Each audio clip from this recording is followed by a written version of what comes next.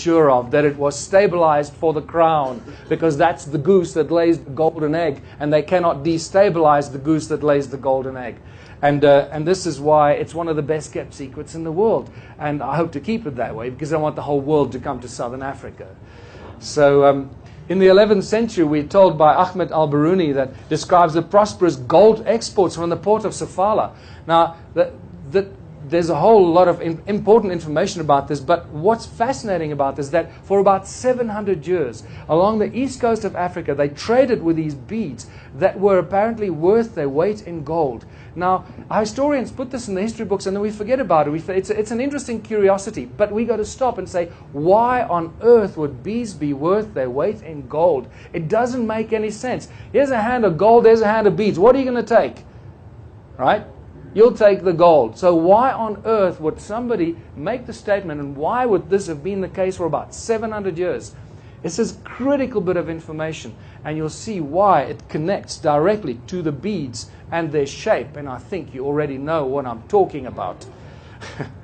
The history books claim that Southern Africa was sparsely populated. Well, unfortunately, that theory gets blown right out the water by the stone ruins and the ancient sites that we've been discovering and sharing with the world.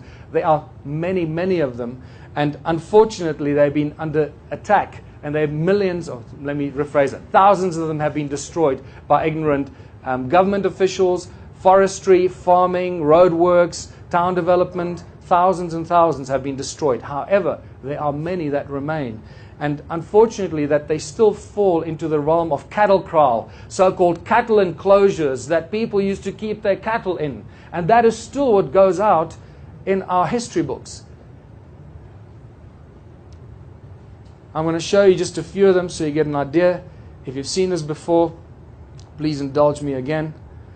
What's important to note that each one of them is circular, and yet each one is completely unique. There are no two stone circles that are identical or even closely resembling each other. They are completely unique. And you start seeing very interesting things as you start studying this. But because we only have an hour, I'm just going to rush through this. And you start seeing some fascinating flower-shaped patterns, because flowers are pretty. So they built cattle kraal to look like flowers, right? But you can only see it when you're up in the air. I don't think so. So what's going on here? Notice how they connected by these channels, that everything is connected. And incidentally, Great Zimbabwe is part of all of this. Okay? It is not excluded. In fact, we'll realize that Great Zimbabwe is the head office, or the major stone structure in Southern Africa. Or, as I now have irrefutable evidence that we can't go to in here in this short space of time, that this was actually the Sumerian entity Enki, his domain. And thank you very much, Regina. And this is what Great Zimbabwe looks like from the side. If you haven't seen it before, it's a spectacular structure. It's a very confusing structure. The current historic evaluation is it was built by the Moors around 1,000 years ago. That's it. That's where it stops. I have news for them. The problem with these stone structures and these cattle kraal is that they aligned with the movement of the sun and solstices and equinoxes, and also sacred geometry and 5-factor and so forth. So, and hexagons suddenly come out of it, and you realize that these cattle kraal must have obviously been built for holy cows, because otherwise these guys were really wasting their time. And when you start seeing equilateral triangles that do some really interesting things, and star tetrahedrons coming out of these structures, we realize we're dealing with something far removed from basic structures, whether they were built for dwellings or cattle. It doesn't matter. This is a whole different level of consciousness. These ancient roads or channels that connect each one of these stone circles. Not one stone circle stands on its own. They're all interconnected.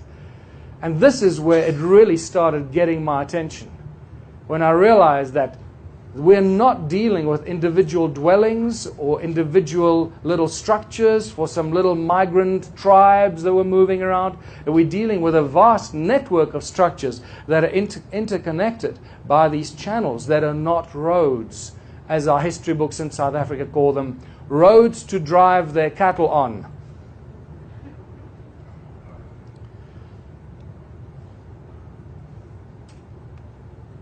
All of them are connected in one giant grid. Imagine most of southern Africa looking something like this hundreds of thousands of years ago. What is it all about? You already know.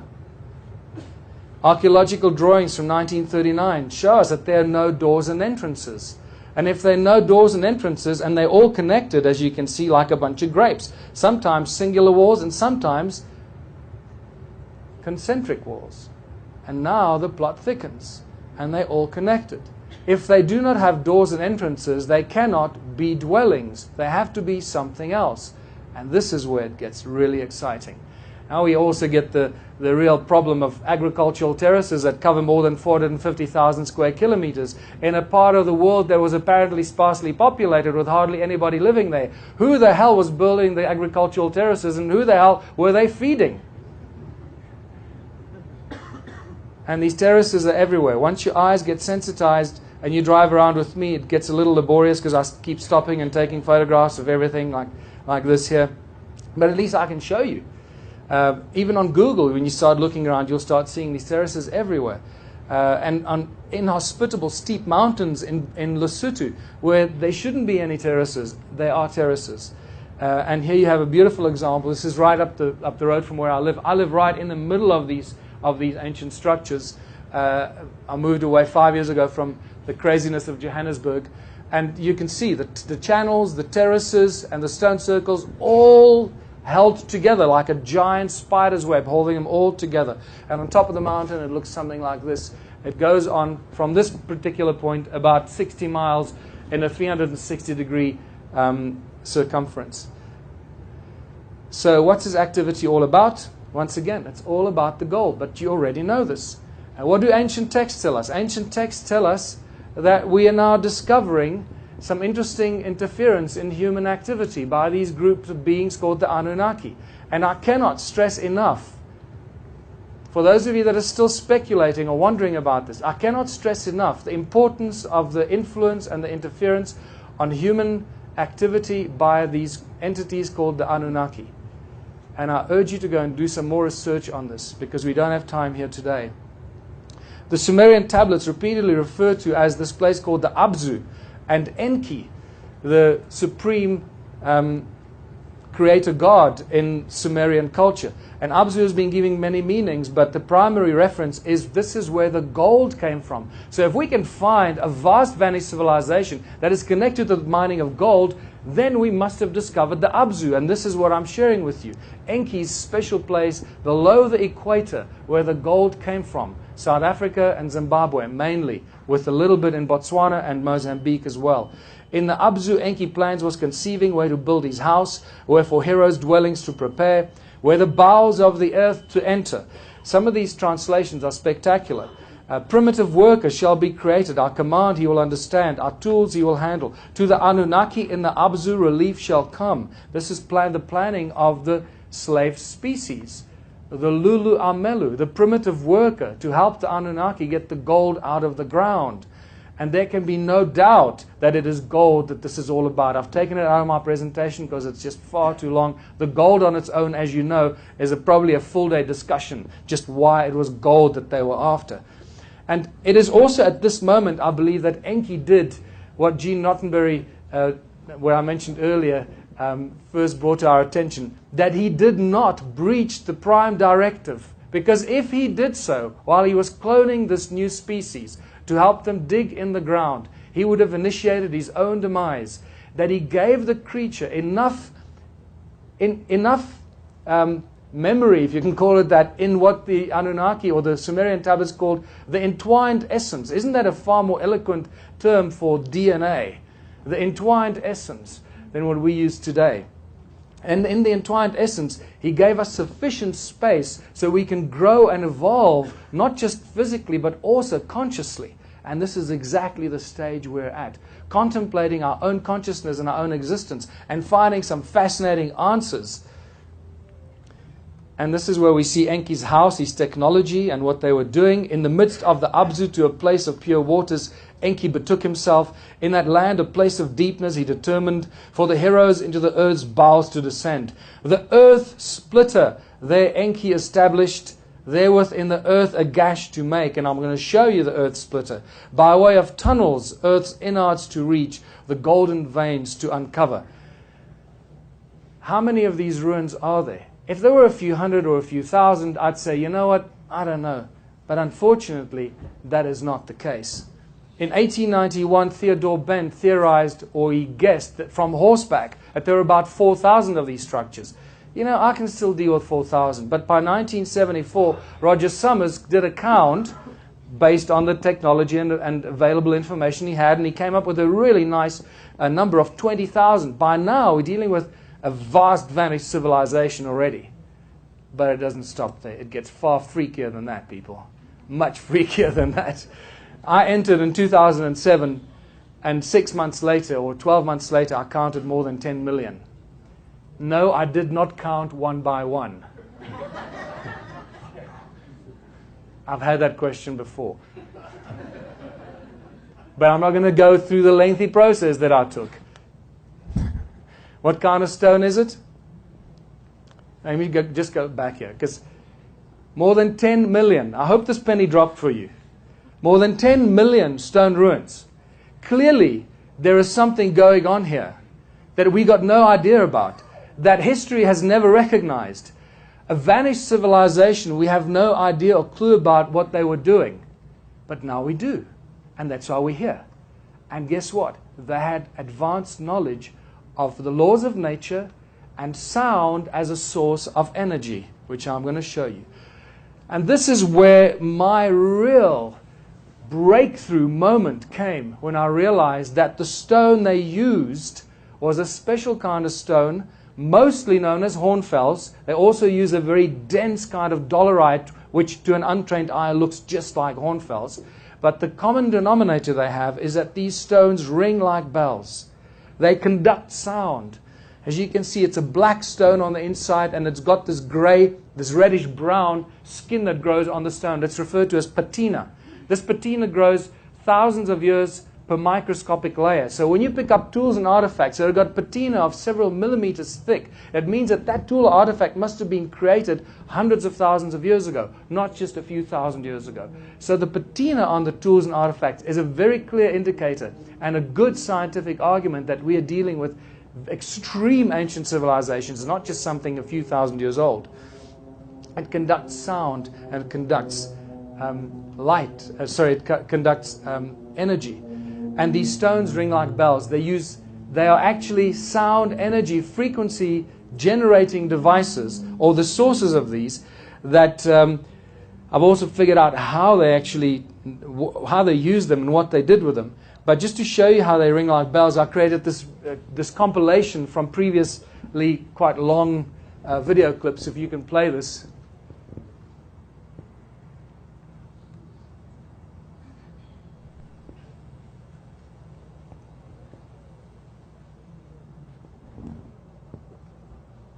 Let me also just show you how some of these other stones ring like bells. This is what I call, and as you can see, we find many of these elongated stones. This one is full of patina.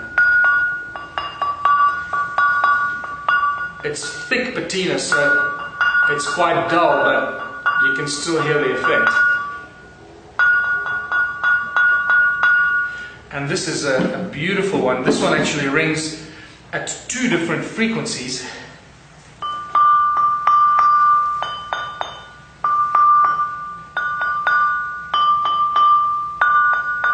Dun dun dun, dun dun dun. They're quite large. Look at this. Look at this one. And it looks also like it was inserted into something up to that point. And also, remember, they all ring like bells. This one is no exception.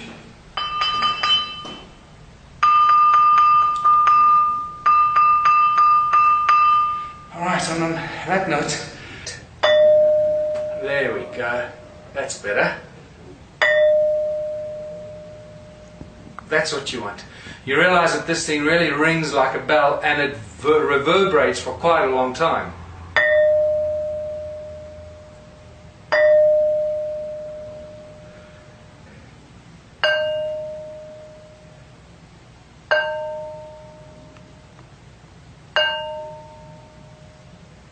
And there you go.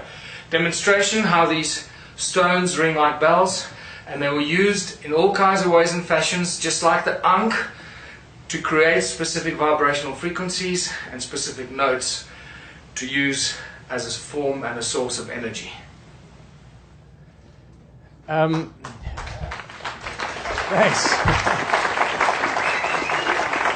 So the next question is, well, what are these stones made of? Well, they're made of a lot of iron and made of mostly this other stuff, the second most abundant element on Earth next to water, and that is quartzite or silica. And guess what we use quartz and silica for in the most advanced technology today? And so what are we learning from this? We're learning that you don't have to extract the silica out of the raw material to put it into fancy, shiny little metal boxes to sell to people, because you only do that if you want to sell it. If you know how the stuff works, you leave it in its original form because it's infinitely more efficacious in that original form. You're not breaking its energy around it by extracting it because you want to sell it, and leave it in the stone. This is why the ancients worked with stone, because they understand how to use silica, how to use the laws of nature and all these things around us for their own benefit. So this is what the stones... Oh, sorry, I'm going in the wrong way. And now that we know that you can store digital information in crystals, large amounts of terahertz in real crystals, you no longer need little chips that we put in our computers. I'm suggesting that hold on to your crystals, because there's a new law that's going to be passed that crystals are now suddenly illegal. Because now, we can't have people storing trillions of terabytes of information into one crystal. That's not good for business, is it? So just watch this space. I'm not sure what's going to happen there. So, that's the same crystal you presented in Turnhout in Holland. We brought the same storage mechanism. This one here? That was on the stage in Holland. So all this stuff is encoded here. Thank you very much. So I'm saying that all these ancient stone structures, whether it's Stonehenge, the pyramids, the stone circles, they all have this information, and everything that happened, they encoded in the silica, in the crystal, in the stone. And some 12-year-old kid with an iPhone is going to walk up to one of these soon, plug something in, and download all that information.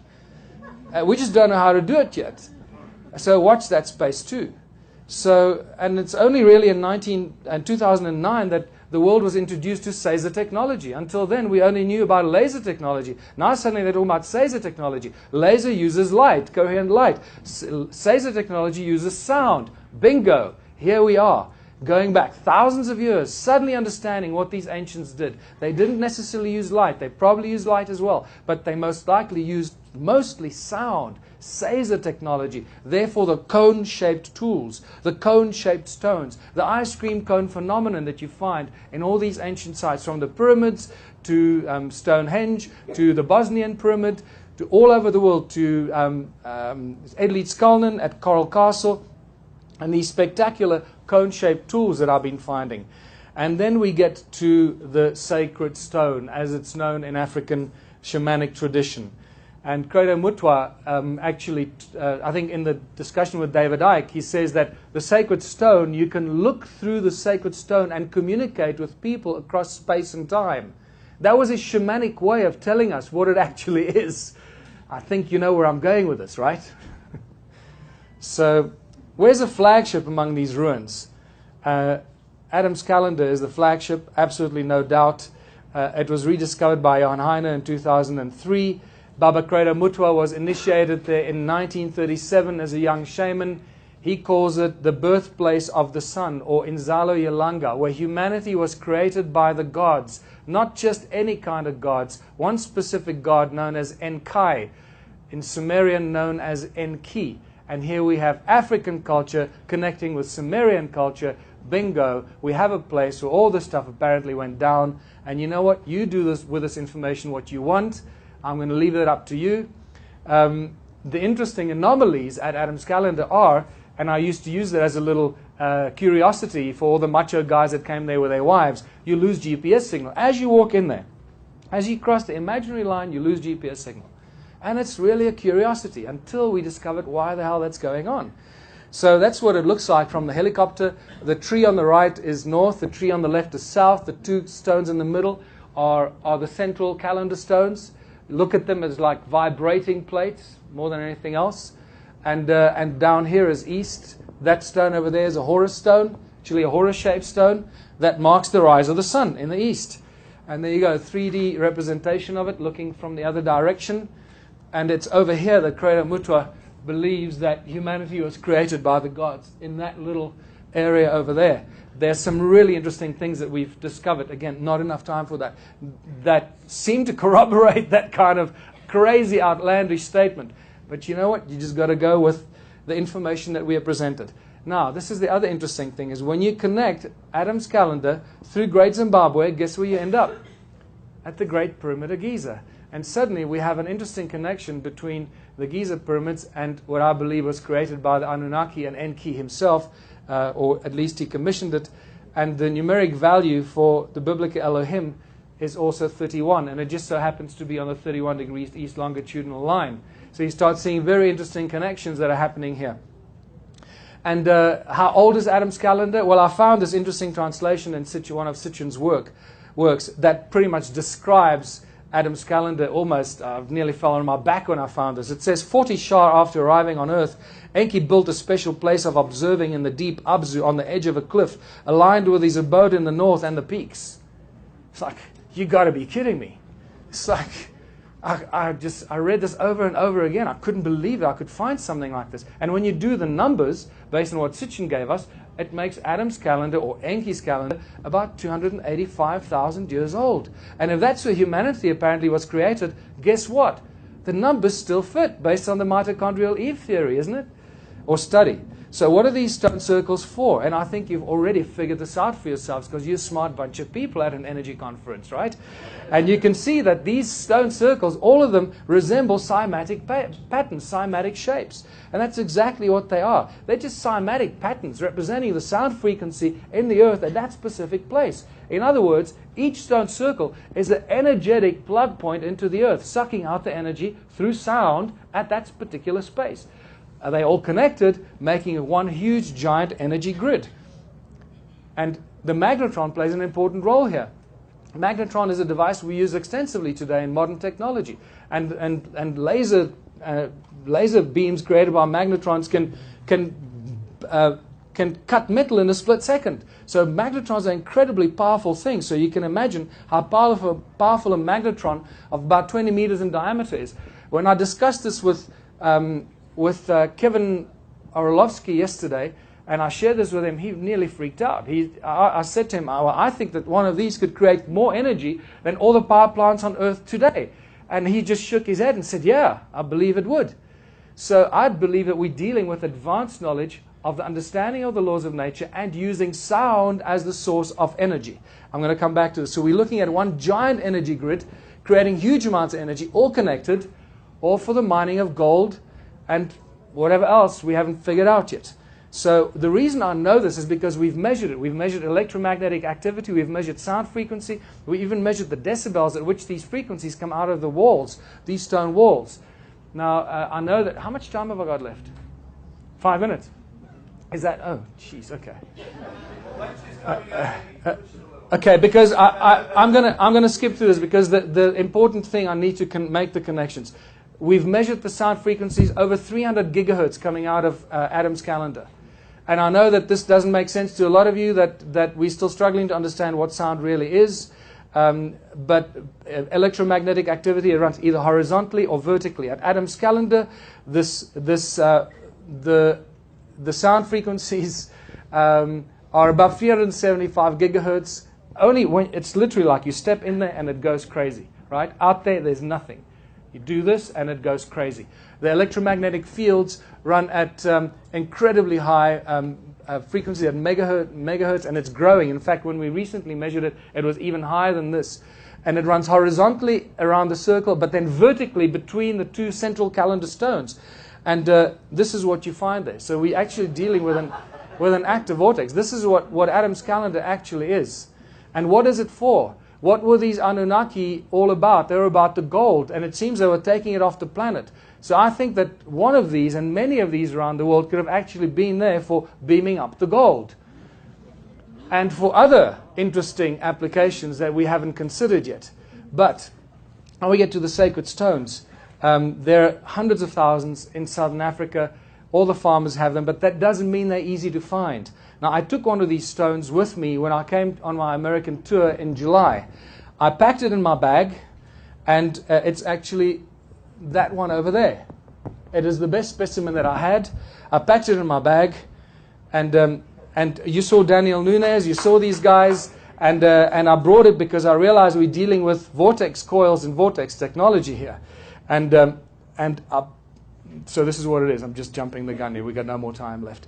So, and this is why the beads were worth their weight in gold, by the way, because they represented these sacred stones that were actually given to the people by the gods that could create huge amounts of energy for all the stuff that they were doing there, connected to the mining of the gold.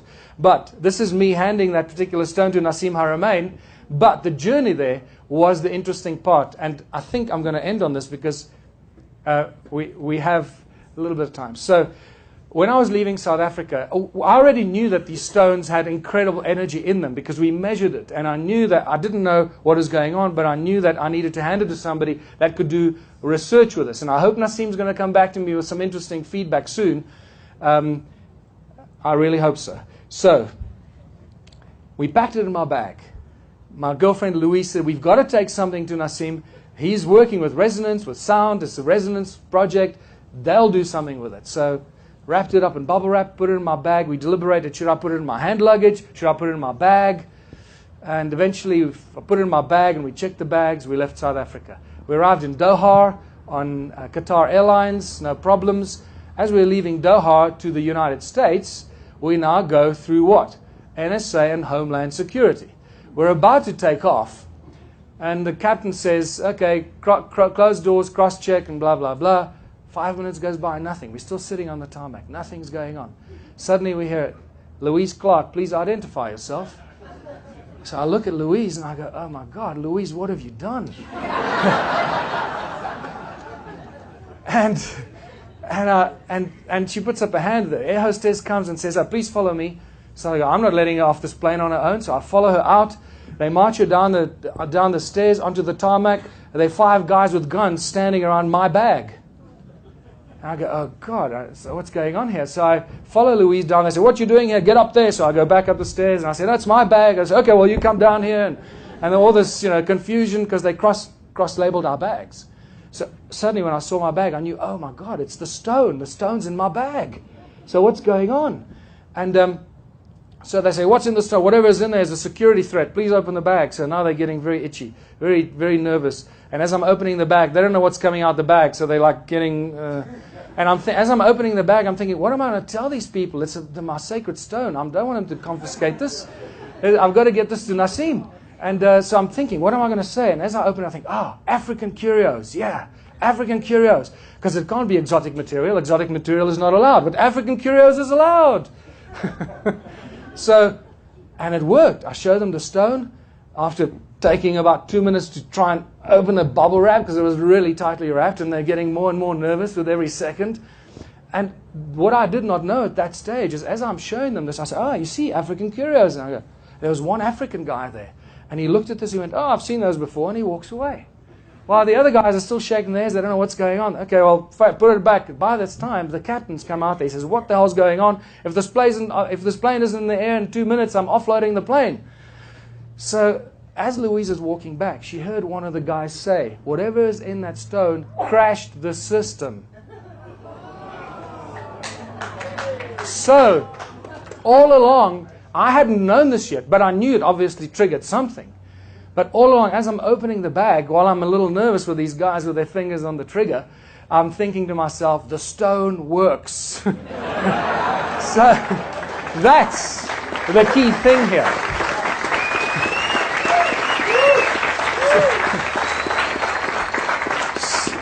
You can imagine, they scan these bags with all kinds of things and probably ultrasound frequencies. One of those sound frequencies must have gone into the center of that and created a pulse that just shut the whole system down.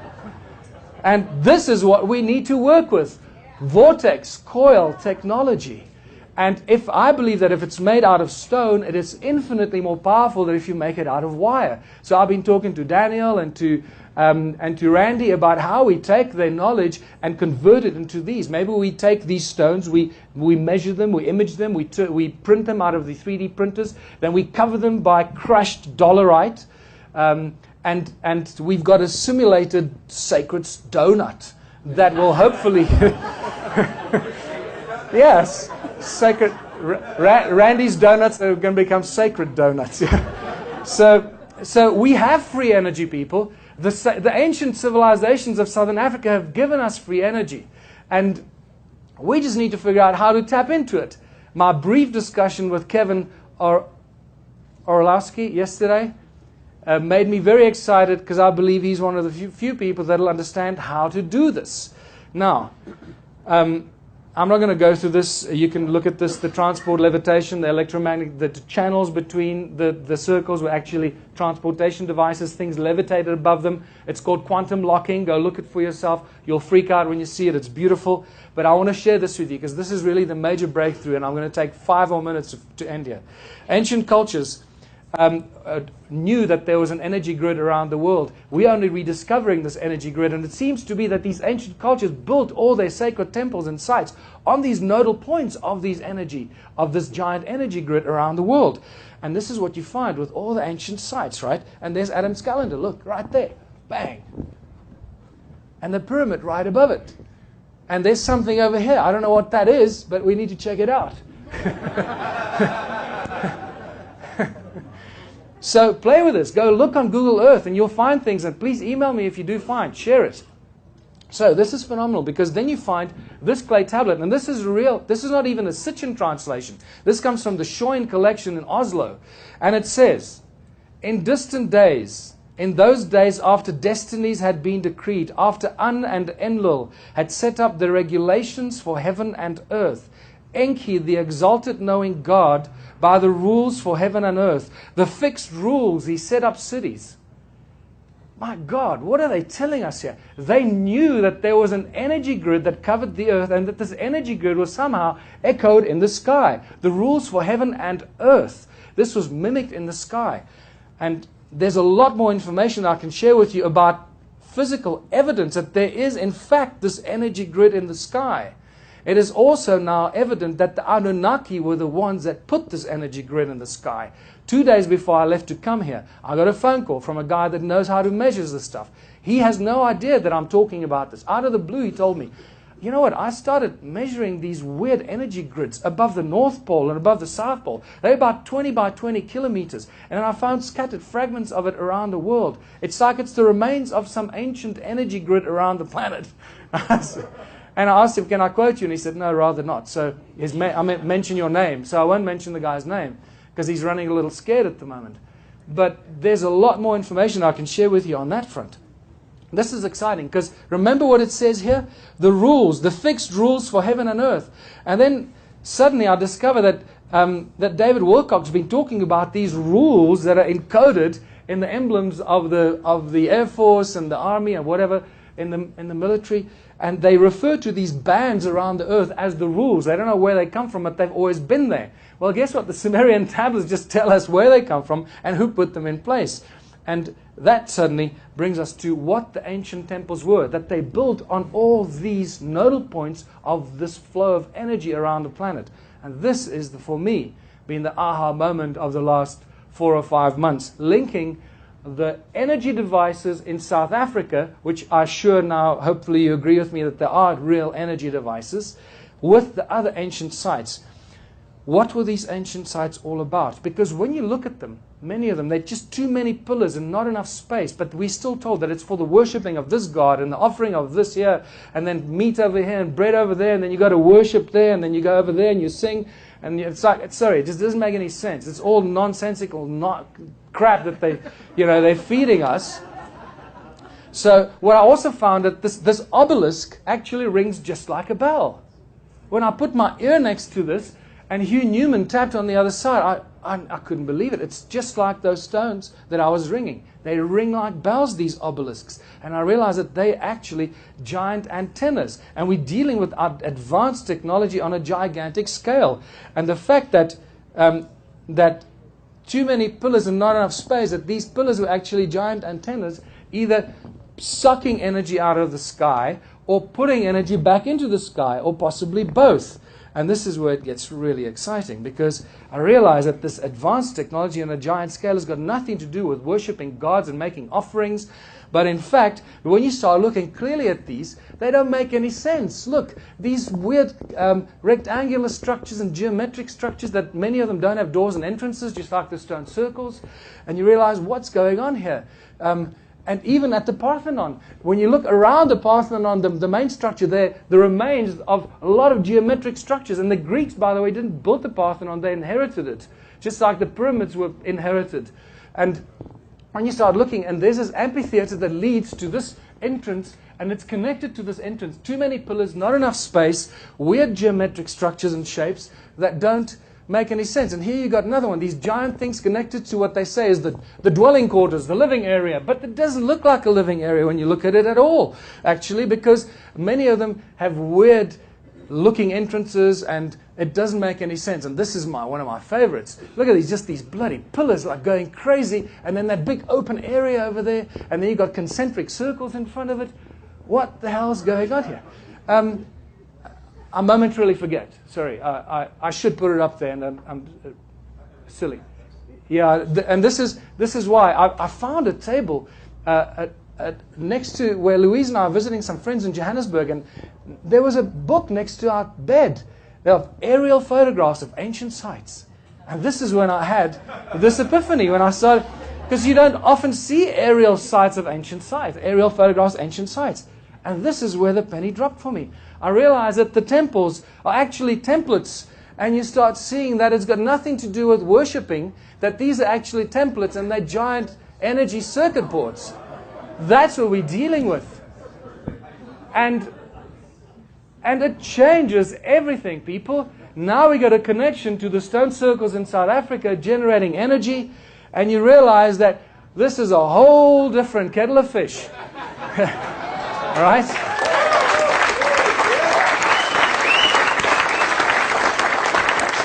I mean, look at this. You know, this gigantic. What is this made of? Silica and gold and you know, silica. Giant pillars made of silica. It's insane. Okay? And when you start looking, now you just go crazy. Please go and look for this. You're going to go nuts. You're going to stay up at night. And they use water, not just silica, but next to silica, water is just as conductive and contains memory, stores information, just like silica. Angkor Wat, surrounded by silica. And when you look at Borobudur, when you look at the aerial photographs, it looks like it's alive. I took it out of here because I thought it'll save time. It didn't really. But it looks like it's alive. Borobudur, it's like vibrating on the photograph. And you realize that these are all energy generating devices. Those are just large versions of these, connecting to the circuit board over here. All right? And guess what? And it continues. Even the Mayas, the Mayas and the Aztecs, they just anthropomorphize these layouts of circuit boards so that it doesn't give it away, and you put human beings in there and hides the real purpose for what it is. And the pyramids, all that weird, the weird mastabas around the pyramids, the geometric structures around it. Look, there you go. There's one pyramid, second pyramid, third pyramid. And you realize that that's what these things really are. And this is the rules, the energy grid around the earth. And guess what? The human sound was the energy that fed the needs.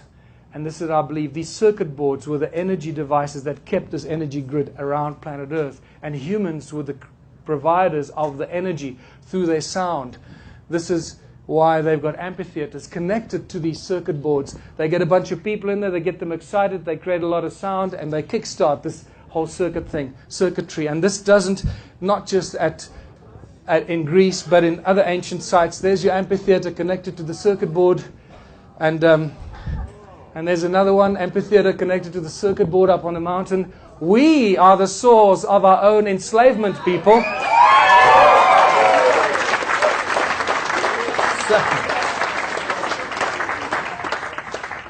And nothing has changed in 2013.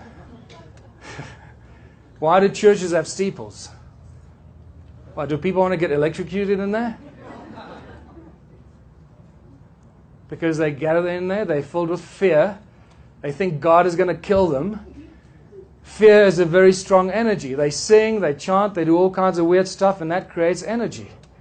And that gets converted into business centers and cities where we make a lot of noise. Human beings are extremely noisy. We never stop making a noise. And it's the sound energy of humanity that seems to feed these creatures out there that feed off our energy. It's not the sound, it's the energetic vibration. It's the quality of the vibration. Well, exactly. But you know what I mean. Thank you for... Because we can still make sound, we just have to make it with the correct vibration. Absolutely. But unfortunately, most of the sound we make is driven by fear. Because remember, we are captives in a planet that is filled with fear. Our entire reality. I know that. You're not. Except, all of us except you.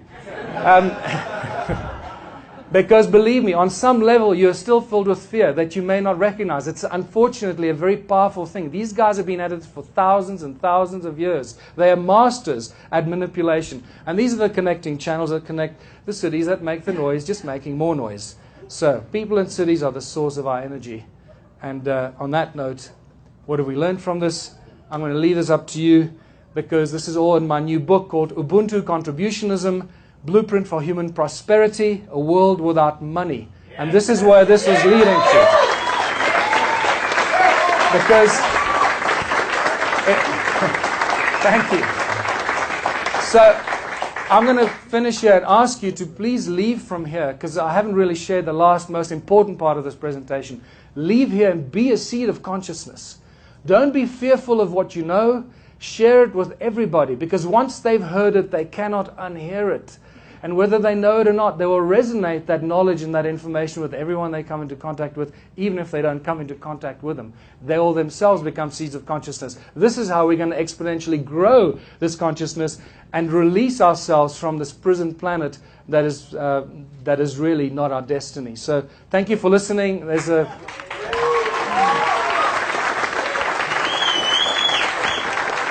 Thank you very much. Thank you. That is the best one ever. No. Thank you very much, people. Thank you.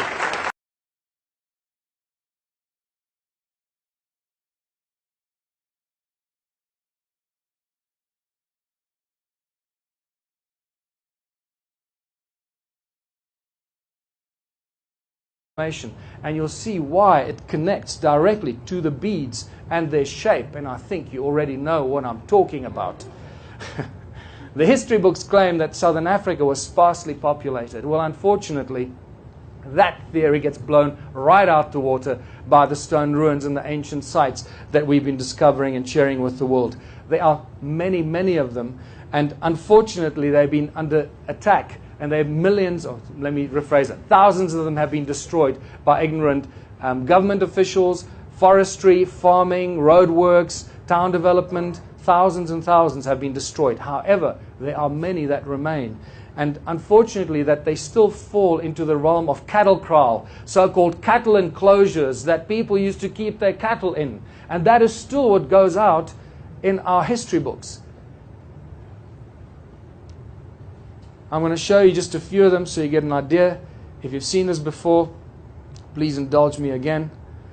What's important to note that each one of them is circular, and yet each one is completely unique. There are no two stone circles that are identical or even closely resembling each other. They are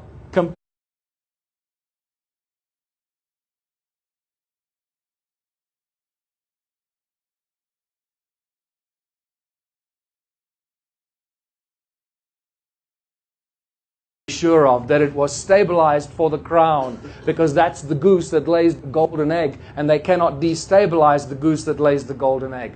And this is why it's one of the best kept secrets in the world, and I hope to keep it that way, because I want the whole world to come to Southern Africa. So in the 11th century, we're told by Ahmed al-Biruni that describes the prosperous gold exports from the port of Sofala. Now, there's a whole lot of important information about this, but what's fascinating about this is that for about 700 years, along the east coast of Africa, they traded with these beads that were apparently worth their weight in gold.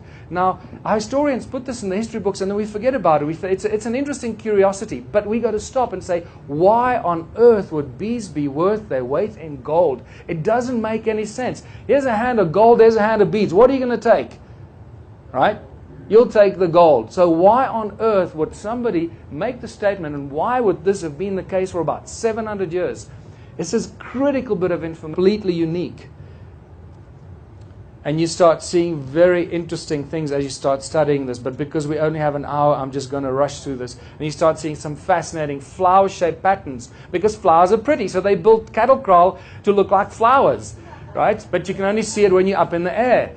I don't think so. So what's going on here? Notice how they connected by these channels, that everything is connected. And incidentally, Great Zimbabwe is part of all of this. Okay? It is not excluded. In fact, we'll realize that Great Zimbabwe is the head office or the major stone structure in southern Africa. Or as I now have irrefutable evidence that we can't go to in here in this short space of time, that this was actually the Sumerian entity Enki, his domain. And thank you very much, Regina. And this is what Great Zimbabwe looks like from the side. If you haven't seen it before, it's a spectacular structure. It's a very confusing structure. The current historic evaluation is it was built by the Moors around 1,000 years ago. That's it. That's where it stops. I have news for them. The problem with these stone structures and these cattle kraal is that they aligned with the movement of the sun and solstices and equinoxes, and also sacred geometry and 5-factor and so forth. So, and hexagons suddenly come out of it, and you realize that these cattle kraal must have obviously been built for holy cows, because otherwise these guys were really wasting their time. And when you start seeing equilateral triangles that do some really interesting things, and star tetrahedrons coming out of these structures, we realize we're dealing with something far removed from basic structures, whether they were built for dwellings or cattle. It doesn't matter. This is a whole different level of consciousness. These ancient roads or channels that connect each one of these stone circles. Not one stone circle stands on its own. They're all interconnected.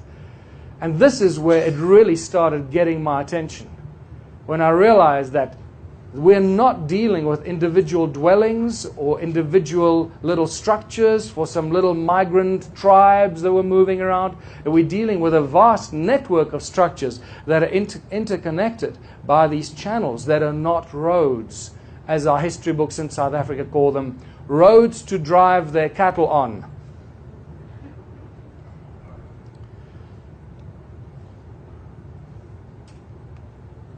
All of them are connected in one giant grid. Imagine most of southern Africa looking something like this hundreds of thousands of years ago. What is it all about? You already know. Archaeological drawings from 1939 show us that there are no doors and entrances. And if there are no doors and entrances, and they're all connected, as you can see, like a bunch of grapes, sometimes singular walls and sometimes concentric walls. And now the plot thickens. And they're all connected. If they do not have doors and entrances, they cannot be dwellings. They have to be something else. And this is where it gets really exciting.